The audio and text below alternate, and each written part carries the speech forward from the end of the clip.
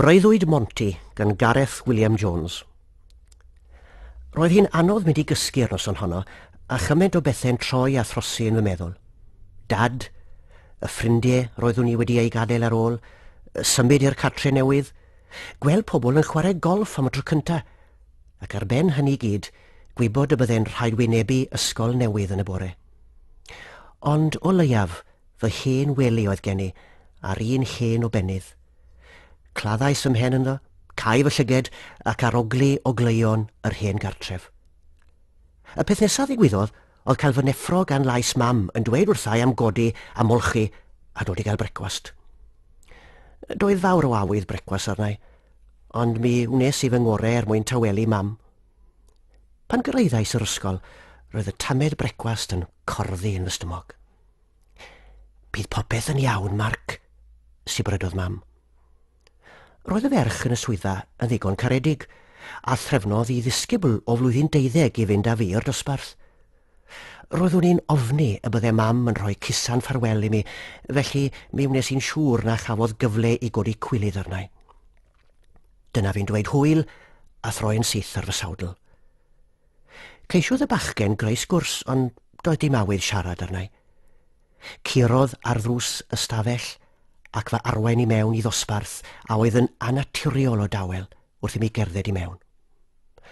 Y Marc Montgomery, y bachgen newydd, sar, medde'r disgybl hun. Croeso, Marc, medde'r athro. Cer i eistedd fanna wrth ymyl Daniel Edwards.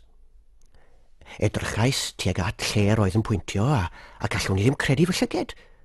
Daniel Edwards oedd y bachgen oedd wedi colli ei bel yn y glaswellt gwyllt wrth yng ngardd. Martin sy'n eistedd fan hyn, atebodd Daniel Edwards yn flin. Ond yw Martin ddim yma heddiw, yw e, Daniel? Atebodd yr athro. Na, medde Daniel Edwards yn swrth.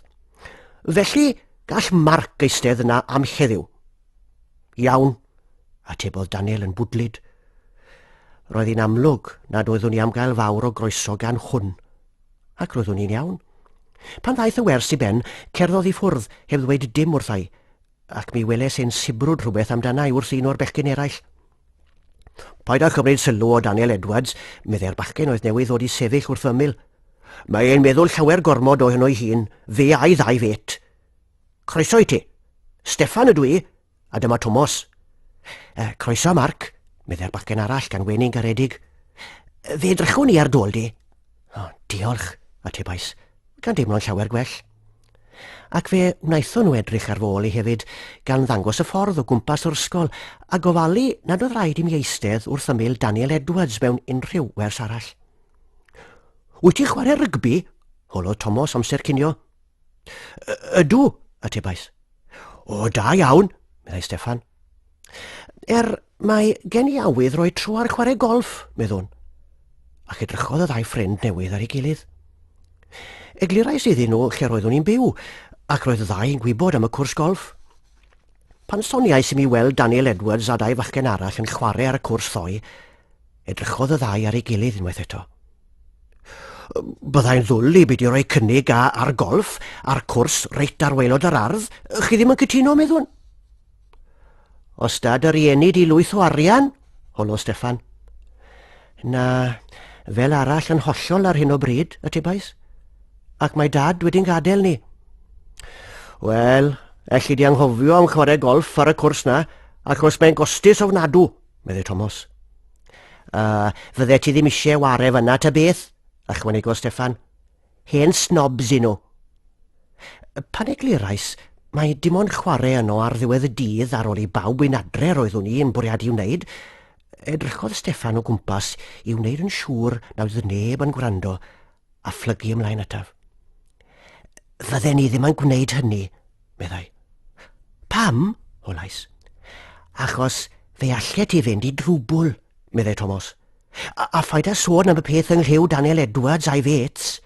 O na, cytuno Steffan, achos fydden nhw'n siŵr o snitio arno ti. Sôn am fyrstio fy swigen. Y cwrs golff oedd yr unig beth oedd wedi codi fy nghalon ers i ni symud. A nawr oedd hwnnw, mor agos, yn ymddangos allan o'm cyrraedd. Neu Efalle nad oedd e wedi'r cyfan.